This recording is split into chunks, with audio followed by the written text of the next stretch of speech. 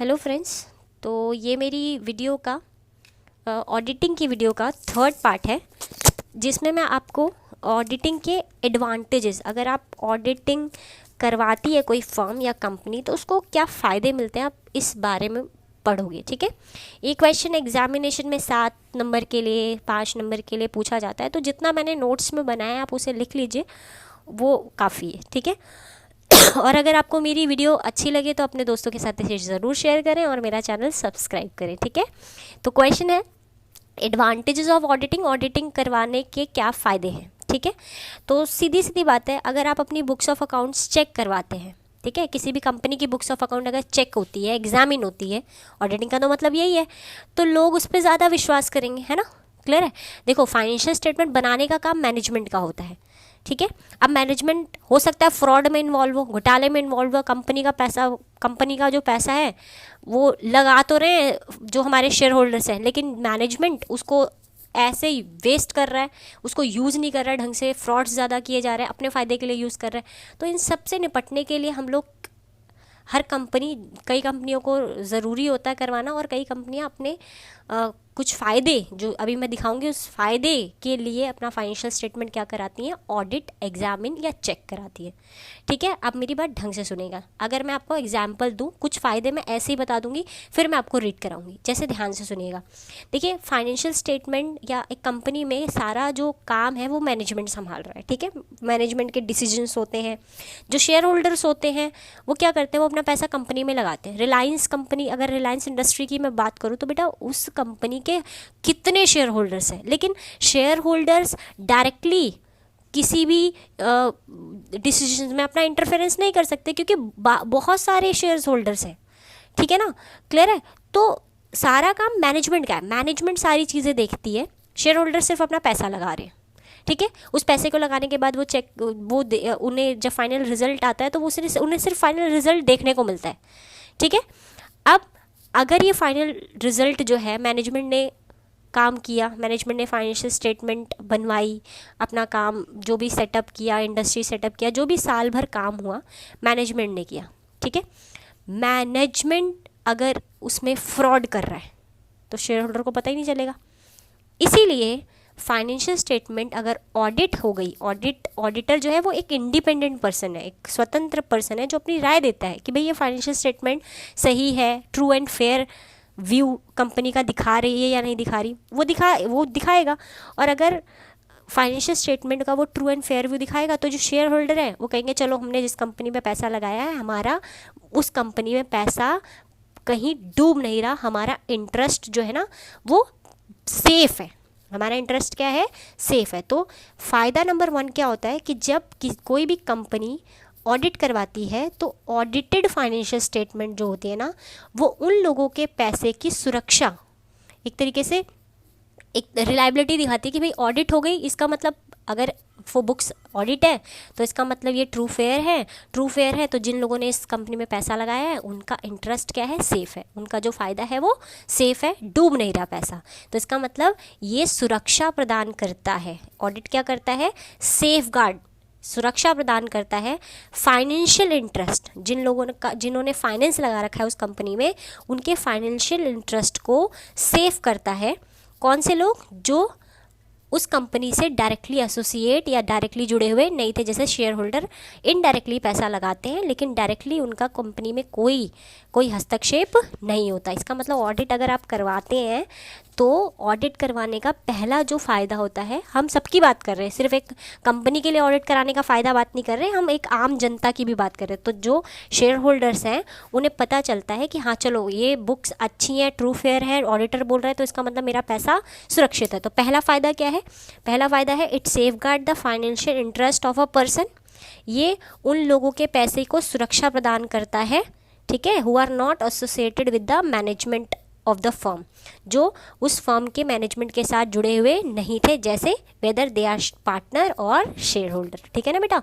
तो ये क्या करता है, सुरक्षा, प्रोटेक्शन ऑफ इंटरेस्ट, सुरक्षा प्रदान करता है उनके इंटरेस्ट की, उनके पैसे की, समझ लो। ठीक है। तो अगर बुक्स ऑडिटेड है इसका मतलब ट्रू एंड फेयर व्यू पेश कर रही हैं, दिखा रही हैं, तो बाहर जो जिन लोगों ने इसमें पैसा लगा रखा है उनका पैसे को क्या मिलेगी, प्रोटेक्शन मिलेगी। ठीक है। अच्छा, दूसरी चीज़ अब ध्यान से सुनिएगा, अगर इस फर्म के एम्प्लॉयज़ हैं, ठीक है, उन्हें पता है कोई चेकिंग वेकिंग नहीं होनी, करो फ्रॉड, जी भर के चोरी चकारी करो, यहाँ से पैसा निकालो अपनी जेब में डालो, है ना। लेकिन अगर उन्हें पता है कि भाई हम ये जो सैलरी दिखा रहे हैं, हम ये जो खर्चे कर रहे हैं, ये सारी चीज़ें एक बार चेक होंगी, ऑडिटर चेक करेगा, और अगर ये फालतू के खर्चे होंगे तो फिर वो रिपोर्ट बनाएगा, और वो रिपोर्ट जाएगी मैनेजमेंट के पास, और मैनेजमेंट के पास जाएगी तो मैनेजमेंट डिसीजन एक्शन ले कर सकता है हमारे खिलाफ।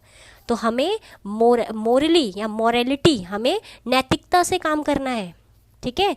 तो जिस फॉर्म में ऑडिट किया जाता है या जिस कंपनी का ऑडिट होता है, वहाँ के जो वर्कर्स होते हैं वो नैतिकता से काम करने के लिए बाध्य हो जाते हैं। ठीक है। तो इसका मतलब ये मॉरल चेक रखता है, ये नैतिकता बनाए रखने के लिए बाध्य करता है। ठीक है। इसका मतलब ये चोरी चकारी करने के लिए डिस्करेज करता है। तो अगर ऑडिट हो रहा है तो इट डिस्करेज द एम्प्लॉयज़, किस चीज़ के लिए डिस्करेज करता है, एम्प्लॉय को, फ्रॉम कमिटिंग फ्रॉड, कि वो फ्रॉड ना करें। इसका मतलब it act as a moral check on them, इसका मतलब ये उन्हें नैतिकता से काम करने के लिए क्या करता है, बाध्य करता है। ये सेकंड फीचर है। ठीक है। पहला क्या करता है, प्रोटेक्शन द इंटरेस्ट, और दूसरा क्या करता है, मॉरल चेक। पेपर में ऐसे ही लिखेंगे आप। अच्छा, तीसरा पॉइंट क्या है, टैक्स लायबिलिटी। अब ध्यान से सुनिएगा, अगर आपकी बुक्स ऑडिटेड है, ठीक है, मतलब आपका सेल्स सही तरीके से करेक्ट कैलकुलेट हुआ है, प्रॉफिट सही तरीके से कैलकुलेट हुआ है, इसका ऑडिटर ने अपना ओपिनियन दी भाई सही है। ठीक है। तो गवर्नमेंट को टैक्स निकालने में क्या होगी, आसानी होगी। टैक्स डिपार्टमेंट जो है हमारा, इनकम टैक्स डिपार्टमेंट है, वो आसानी से, मतलब वो ज़्यादा इधर उधर चेकिंग ना करके वो डायरेक्टली क्या करेगा, वो टैक्स उसको निकालने में आसानी होगी। तो जब ऑडिटेड बुक्स ऑडिट होती है ना, तो टैक्स कैलकुलेशन टैक्स डिपार्टमेंट के लिए क्या हो जाता है, आसान। क्योंकि देखिए, ऑडिटिंग का फ़ायदा हम किसी एक पर्सन के लिए नहीं पढ़ रहे, फर्म के लिए क्या फ़ायदा होगा, उसके एम्प्लॉय ईमानदारी से काम करेंगे। ठीक है ना। गवर्नमेंट के लिए क्या फ़ायदा होगा, टैक्स कैलकुलेशन करने में क्या होगी गवर्नमेंट को, आसानी। तो audited statement of accounts are helpful in settling the liability for taxes. तो क्या लिखेंगे, it also helpful in settling the liability for taxes. पहला क्या था, इट सेफगार्ड द इंटरेस्ट, ठीक है, कौन से लोगों का, the person who are not associated with management. दूसरा, it discourage the employ from committing fraud, और तीसरा, it also helpful for settling the tax liability. अच्छा, चौथा फायदा क्या है, देखिए, अगर आपकी बुक्स ऑडिट है, अब बैंक के पास लोन, देखिए जो कंपनियां फाइनेंस अपने आप को कराना चाहती है, जिन्हें ऑडिट करना ज़रूरी, मतलब हमारी जो लॉ है उन्हें अगर ऑडिटिंग करना उन पे मैंडेटरी नहीं लगाती, फिर भी वो क्यों करवाती हैं, क्योंकि उन्हें पता है कि अगर हमें आगे फाइनेंस की ज़रूरत है, तो अगर हम अपना जो बुक्स है, अपनी फाइनेंशियल स्टेटमेंट है, उसे ऑडिट करवा के रखेंगे, तो हमारा जो बैंक है वो हम पे विश्वास करेगा, हमारा फाइनेंसर जो है वो हम पे विश्वास करेगा कि भाई ऑडिटर ने बोला है कि इसकी बुक्स सही हैं, तो हमें लोन आसानी से मिल जाएगा। ठीक है। तो इसका मतलब ये फाइनेंस है, ये क्रेडिट नेगोशिएशन, यानी कि उधार आपको आसानी से, ऑडिटेड अगर बुक्स होंगी ना, तो आपको क्रेडिट नेगोशिएशन करने में दिक्कतें नहीं आएंगी, आपको आसानी से लोन मिल जाएगा। तो फाइनेंसर्स जो होते हैं एंड बैंकर जो होते हैं, इस ऑडिटेड बुक्स ऑफ अकाउंट्स का उन्हें क्या फ़ायदा होता है, वो ऑडिटेड बुक्स ऑफ अकाउंट्स को देखकर ये पता करते हैं कि भाई ये बंदा जिसको हम लोन दे रहे हैं, क्या ये वापस हमें हमारा पैसा दे पाएगा, क्या ये उधार देने के लायक है, विश्वास करने के लायक है।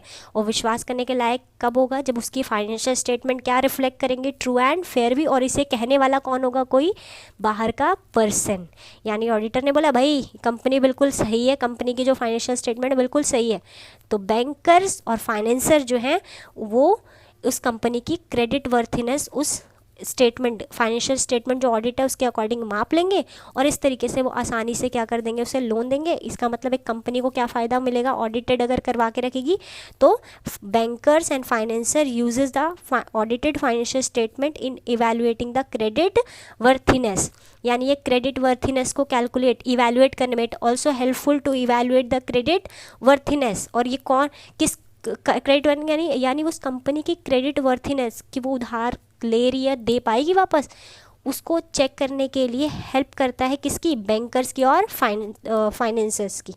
ठीक है। और साथ ही साथ जब आप जैसे अपना बिजनेस बेच रहे हैं, तो आपको पता है आपकी फाइनेंशियल स्टेटमेंट ऑडिट है, मतलब उसका क्या आज की डेट में वर्थ है। बैलेंस शीट भी ऑडिट है, तो आपकी बैलेंस शीट की भी वर्थ, आपकी एसेट्स लायबिलिटी की पूरी अच्छे से चेकिंग हुई है कि वैल्यू सही से पेश की है या नहीं की है। उसके अकॉर्डिंग अगर आप अपना बिजनेस बेचते हैं तो आप अपने ऑडिटेड फाइनेंशियल स्टेटमेंट को दिखा सकते हैं कि भाई देखो हमारी इस फाइनेंशियल स्टेटमेंट को हमने ऑडिट करा है और इसके अकॉर्डिंग हमारी हमारी जो फाइनेंशियल स्टेटमेंट है उसकी ये वर्थ है। तो इससे क्या होगा, इससे परचेज कंसिड्रेशन, जब आप अपना बिजनेस बेचेंगे तो इससे परचेज कंसिड्रेशन निकालने में दिक्कत नहीं होगी, क्योंकि वो ऑलरेडी वैल्यूज़ वगैरह चेक हो चुकी होंगी।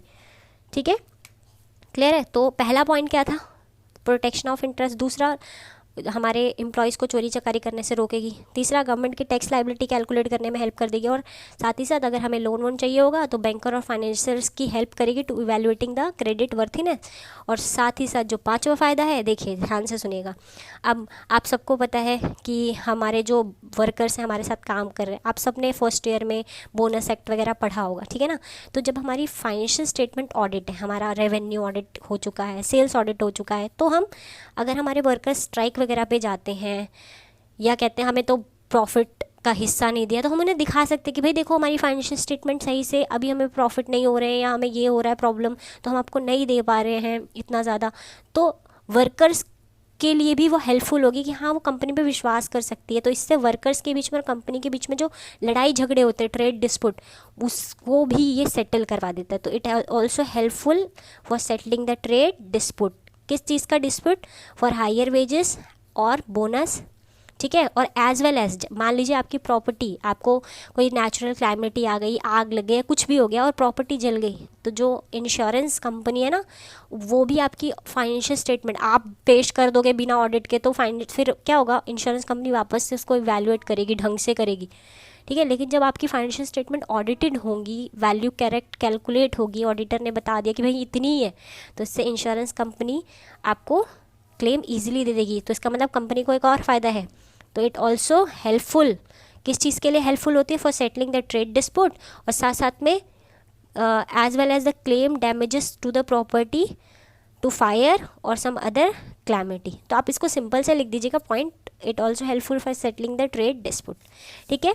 इसके बाद छठा पॉइंट है हमारा, छठा और सातवां पॉइंट सिंपल है, कंट्रोल ओवर इनएफिशिएंसी। तो मेरी बात ढंग से सुनिएगा, जब आपकी बुक्स ऑफ अकाउंट्स ऑडिट करने ऑडिटर आता है तो सिर्फ वो ये नहीं चेक करता कि आपने परचेज कितना दिखा रखा है, ठीक है, और सेल्स कितना दिखा रहा है, खर्चे कौन से, ये तो करता ही करता है। साथ ही साथ वो ये भी चेक करता है, जैसे मान लीजिए आपने बोला कि हम अगर कोई भी चीज़ परचेज़ करते हैं, याद रखना हर एक कंपनी के अंदर कुछ ना कुछ इंटरनल कंट्रोल्स होते हैं। इंटरनल कंट्रोल्स क्या होते हैं? जैसे बड़ी कंपनियाँ होती हैं ना बेटा, तो ऐसा नहीं है कि आप कोई भी सामान, आप अगर परचेज डिपार्टमेंट में है तो आप कोई भी सामान खरीद सकते हैं, ठीक है ना।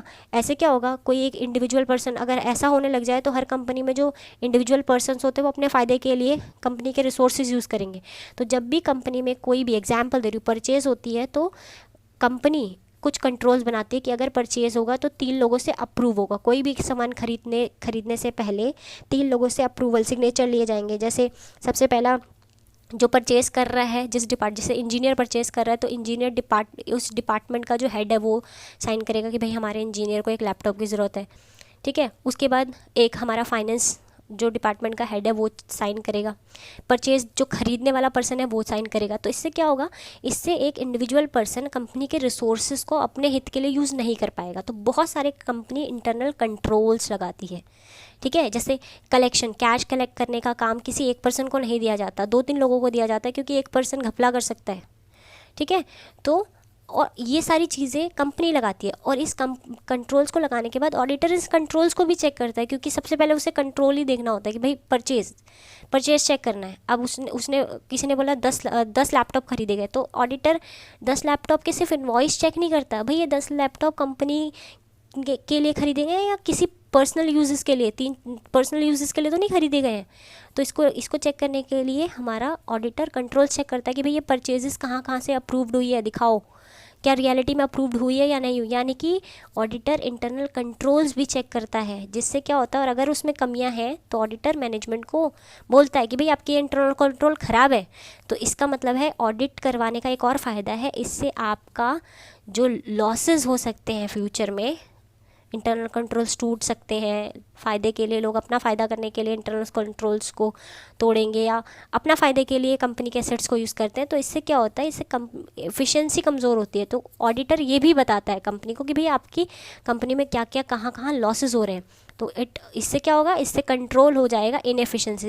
It useful to detect the wastages and losses. तो कंपनी के वेस्टेजेस और लॉसेस को भी डिटेक्ट करने में ऑडिट करवाते समय फ़ायदा मिलता है, क्योंकि ऑडिटर बताता है। ठीक है, अच्छा इसके बाद लास्ट चीज़ देखिए, अगर आपकी बुक्स ऑफ अकाउंट ऑडिट है, इसका मतलब आपकी कंपनी की क्या वैल्यू है, ये सारी चीज़ें, असेट लाइबिलिटी, सब सारी चीज़ें कैलकुलेट हो चुकी है, वैल्यूएशन हो चुकी है, ऑडिटर ने फुल एंड फाइनल करके काम ख़त्म कर दिया। अब कोई नया पार्टनर एडमिट हो रहा है, तो आपको उससे कितनी गुडविल लेनी है, कितना कैपिटल मंगवाना है, ठीक है ना, ये सारी चीज़ें ऑलरेडी क्या हो चुकी है आपकी। आपको अपने बिजनेस की वापस से वर्थ निकालने की ज़रूरत नहीं है, क्योंकि ऑडिटर ने निकाल कर दे दी है। तो audited accounts are also helpful in settlement of account at the time of admission. तो एडमिशन के टाइम पर कोई पार्टनर कितना लाएगा बिजनेस में, ये ऑडिटेड फाइनेंशियल स्टेटमेंट से पता कर सकते हैं। यानी अगर बुक्स ऑडिट होंगी तो इससे ये हेल्पफुल होंगी। किस चीज़ में हेल्पफुल होंगी, in the settlement of the account at the time of retirement. यानी कि audited statement of account is also helpful in the settlement of account को सेटल करने में हेल्प करेंगी। कब कब, eight the time of admission और डेथ होने पर कितना एग्जीक्यूटिव को देना है, कितना उसके लीगल हेयर को देना है, वो सारी चीज़ें भी आपकी ऑडिटेड फाइनेंशियल स्टेटमेंट अगर होगी तो उसमें भी आपको आसानी से कैलकुलेशन आप कर सकते हैं। ठीक है, तो ये हमारा ऑडिट का एडवांटेजेस हैं। आप इसे एग्ज़ाम में ज़रूर करके जाइएगा। आप 10 ईयर उठा के देखिए, आपके क्वेश्चन ज़रूर मिलेंगे इस टॉपिक से रिलेटेड।